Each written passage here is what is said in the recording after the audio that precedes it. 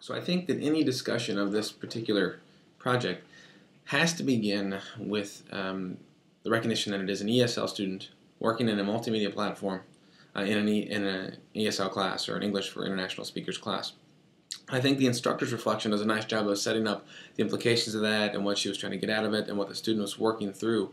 But for me, not only as a reviewer and responder, but as an editor and also as an instructor and educator who works in this field, I think the potentials here are fascinating. The student shows a level of technological sophistication that isn't quite as evident in her spoken discourse and the language she's using. And that's to be expected, of course, because English is the second language, right? I mean, I can only imagine my own struggles if I were to learn Chinese or German or French and trying to work these things through in a multimedia platform as I'm doing it.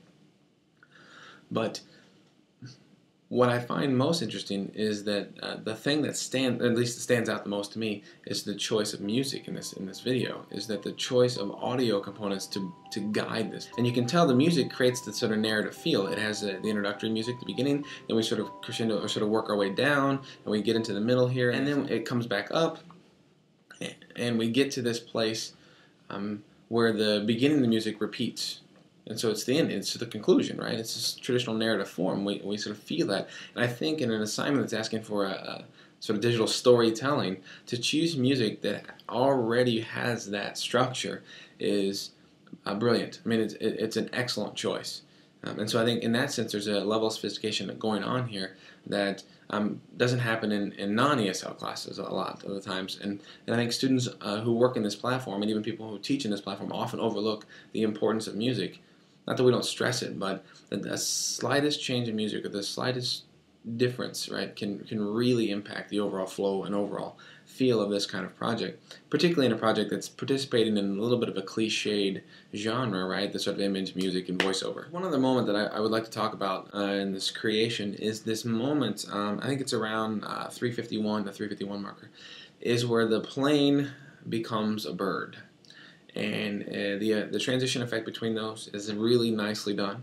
It's sort of morphing from plane to bird, but it communicates so much. And the issue is the plane sort of signifies the leaving, and as she's talking about it, and this leaving China, and this not being able to say goodbye to her best friend.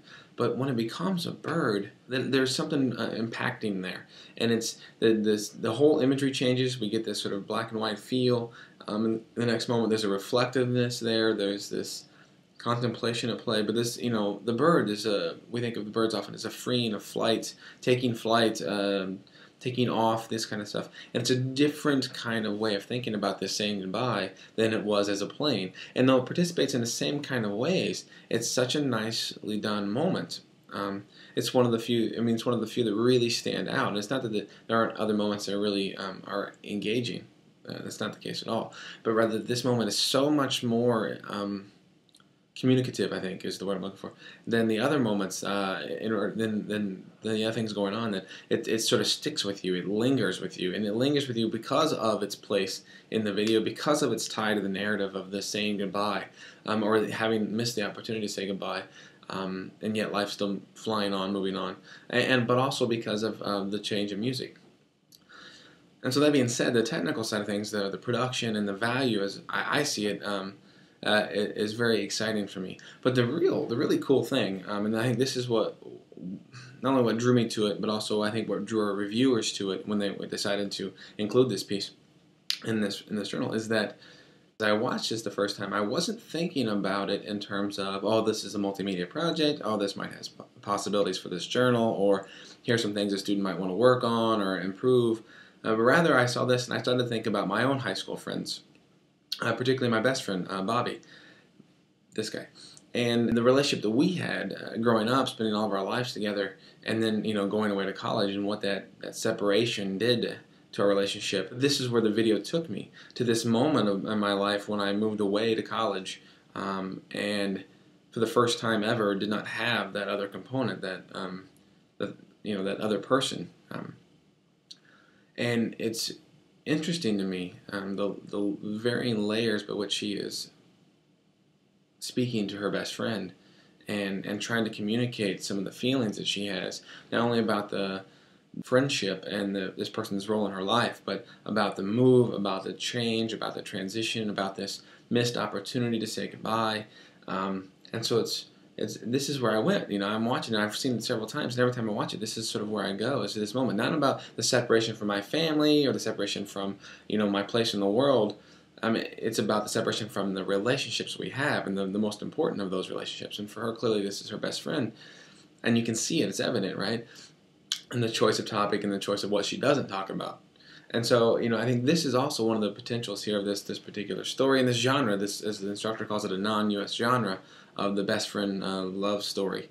And at first I thought maybe I should just make one, to my own friends. I'm a little old now, I think, to create that same feeling with the same intensity.